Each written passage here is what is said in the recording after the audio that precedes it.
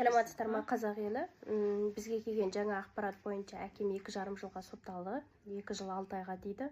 Бірақ бізге соттың үкімі, ешқандай соттың шешімдері жоқ, қолға берілген жоқ қағаз форматында.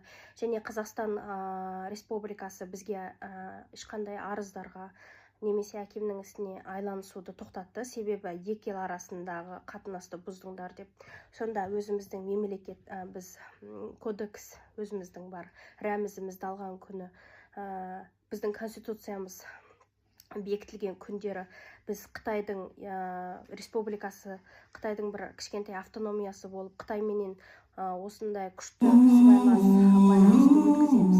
Біз сол мемлекеттің құқығын қорғаймыз деп мемлекет құрылған жоқ.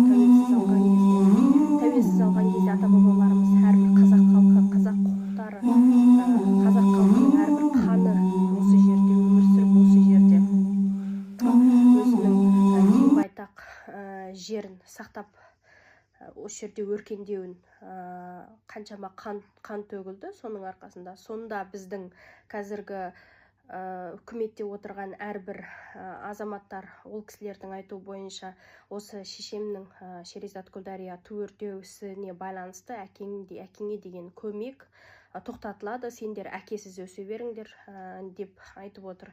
Сонда неге сіздер әкесіз өспейсіздер? Неге сіздер әке шешені басқа мемлекетке, Қытайға жіберіп қойып, осы мемлекет, Қазақстан мемлекетінде өздеріңіз өмір сүрмейсіздер? Әке шеше бәрінен артық болады. Менің әкемнің ісіне Қазақстан Республикасы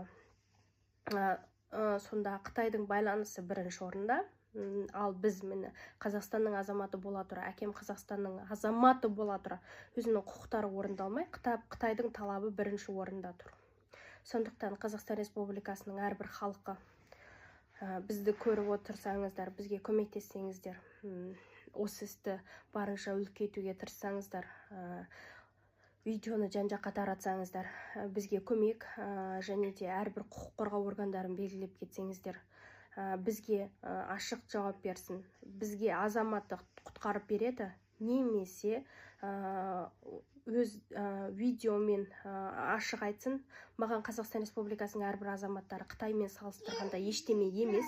Мен үшін Қытайдың орны бөлек, Қытайдың орны бірінші орында тұрады.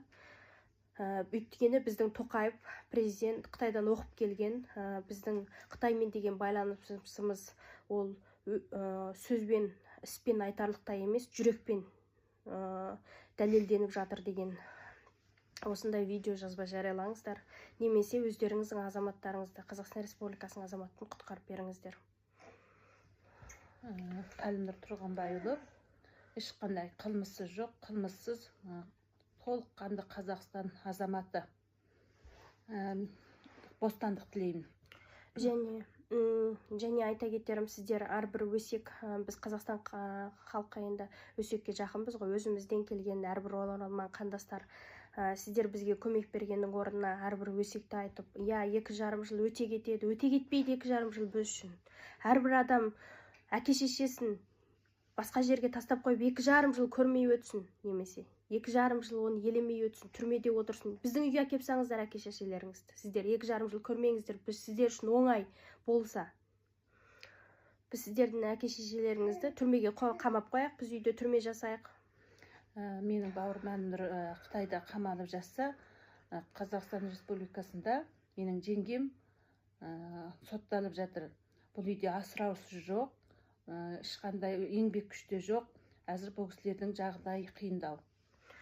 Сондықтан мен айта кетерім, бұл іске барынша наразыны аударып, жан-жаққа видео таратсаңыздар, құқық қорғау органдарын белгілеп кетіңіздер.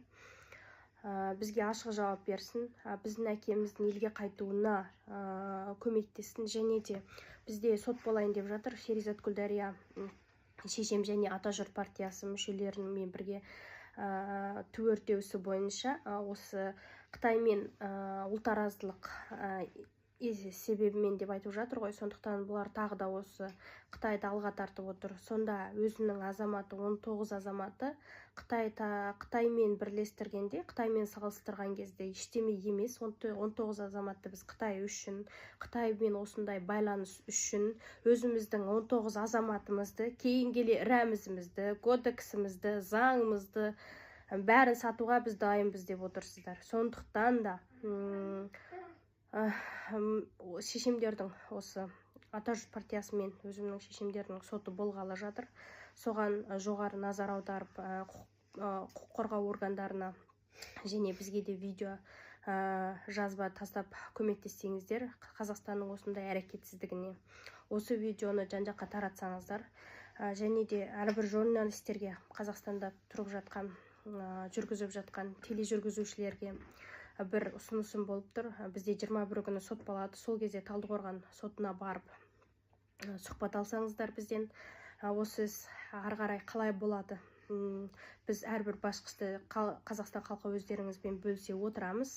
Бірақ қиын болайын деп жатыр. 19 халықты 19 өзінің Қазақстанның азаматы бола тұра Қытай туын өртеді дегені үшін соттайын деп жатыр, және сонымен мақтанып отыр.